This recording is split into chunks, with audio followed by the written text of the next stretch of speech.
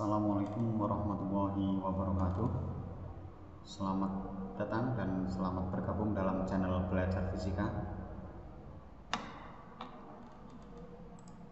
Nah, pada kesempatan ini saya akan menjelaskan mengenai rangkaian arus searah atau DC. Arus DC itu biasanya dihasilkan dari salah satunya adalah batu baterai atau aki. Dan sebagian besar peralatan elektronika yang ada di rumah kita seperti laptop, komputer, kemudian TV, radio, handphone itu menggunakan arus searah. Nah, perhatikan di sini ada sebuah batu baterai. Di depan ini itu adalah kutub positif dan yang di belakang ini adalah kutub negatif. Arus listrik itu mengalir dari positif menuju negatif.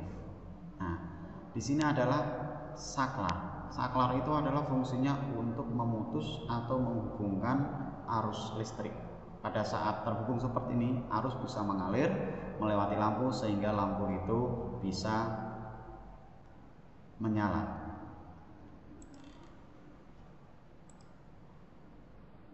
Berikutnya adalah menentukan arus listrik dan arus elektron. Seperti tadi, di sini kita lihat bersama-sama ada batu baterai kutub positif dan negatif, kemudian di sini saklarnya masih terbuka. Kita lihat lampu berada di sini, ternyata dia padam. Namun ketika saya tutup saklarnya,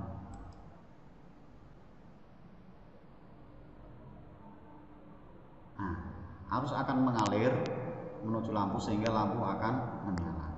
Nah, arus listrik itu mengalir dari kutub positif menuju ke negatif. Namun arah elektron atau arus elektron itu berkebalikan dengan arus listrik.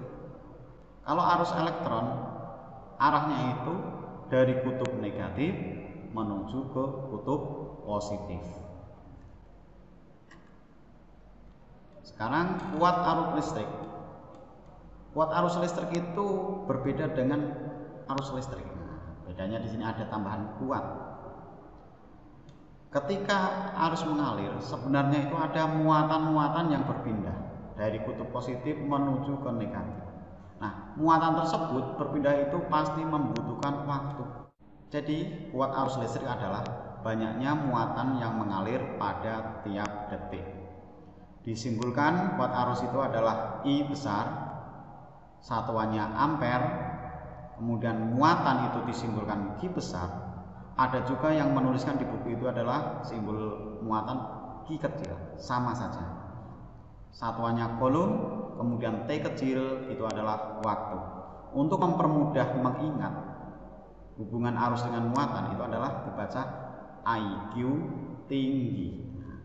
IQ tinggi. Nah, seperti itu. Kemudian pengukuran kuat arus listrik. Kuat arus listrik itu diukur dengan menggunakan alat yang dinamakan ampere meter. Alatnya seperti ini. Ada tulisan A, tandanya ini adalah ampere meter. Pemasangan ampere meter itu adalah dengan cara seri. Ya, jalur arus listrik itu diputus kemudian dimasukkan ke ampere meter, kemudian dari ampere meter sambungan kabel lagi menuju ke lampu dan menuju ke baterai. Itu adalah rangkaian seri. Nah, kalau di skemanya seperti ini, hanya di tengah-tengah. Nah, di sini ada beberapa macam alat ukur arus dan tegangan. Kalau yang ini yang tadi seperti yang gambar tadi, ini adalah ampere meter, hanya A, berarti ini khusus untuk arus. Namun ada alat yang digunakan bisa untuk mengukur arus, bisa untuk mengukur tegangan, bisa untuk mengukur hambatan. Itu disebut multimeter. Nah, multimeter itu tampaknya seperti gambar yang ada di bawah ini. Ada dua jenis multimeter. ada yang analog, ada yang digital. Analog yang ini adalah hasil perhitungan itu ditunjukkan dalam bentuk jarum penunjuk seperti ini. Sedangkan multimeter digital itu hasilnya itu langsung kelihatan angkanya. Jadi lebih mudah untuk penggunaannya. Sekarang cara membaca ampere meter ini khususnya untuk analog pakai jarum penunjuk. Nah, di sini bagian biakannya ini adalah jarum penunjuk. Nah, skala yang ditunjuk berapa ini? Nah, di sini. Kemudian di sini adalah batas maksimum. Ini ada 10 ampere, 5 ampere, 1 ampere, 100 miliampere. Karena ini ada garis terletak pada 1 ampere, maka skala batas ukurnya adalah 1 ampere. Berarti hasilnya adalah pembacaannya di sini nilai yang ditunjuk jarum tadi di sini dibagi dengan skala maksimum, kemudian dikalikan batas ukur. Seperti itu. Contoh di sini kita pakai yang bawah. Berarti skala maksimalnya saya tentukan yang bawah. Berarti skala maksimal 100. Berarti di sini ada 0.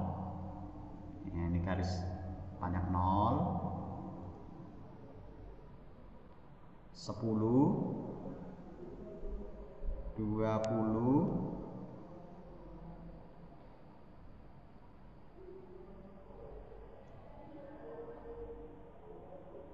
20, di sini 30, di sini 40. Perhatikan di sini. Jarum penunjuk itu berada di antara 30 dan 40. Berarti di tengah ini harus ada 10 digit. Karena garis kecilnya ada 4, kita hitung 1, 2, 3, 4. 5-nya sudah sampai garis yang besar ini, yang panjang ini, maka setiap strip itu bernilai 2. Berarti kalau di sini 2, strip berikutnya 4, strip berikutnya adalah 6, berikutnya adalah 8, berikutnya adalah 40. Nah, kebetulan di sini jarum penunjuknya adalah di strip yang kedua, maka di sini adalah 34. Dibagi 100, skala maksimalnya dikalikan 1 ampere. Hasilnya adalah 0,34 ampere. Contoh lagi, perhatikan penunjukan jarum ampere meter pada gambar berikut. Kuat arus yang terukur adalah, nah tadi untuk mencarinya rumusnya adalah skala yang ditunjuk dibagi dengan skala maksimal dikalikan dengan batas ukur. Nah, ini. Skala yang ditunjuk berapa di sini? 60. Dibagi dengan skala maksimal di sini adalah 100. Dikali dengan skala batas ukur. Perhatikan di sini ada garis ke 0 dan 5 ampere. Nah, kita yang pakainya itu bukan 0, hanya 5 ampere. Jadi kali 5 ampere. Hasilnya adalah ini coret.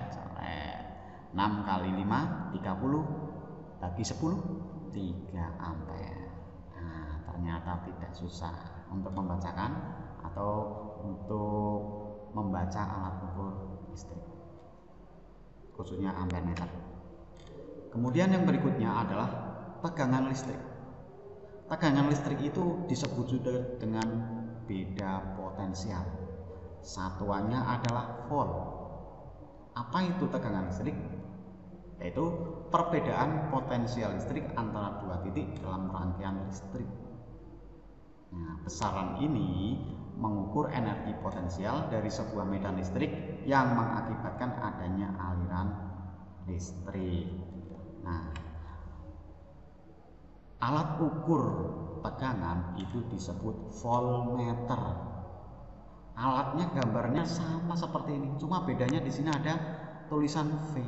Berarti menandakan alat ini adalah voltmeter.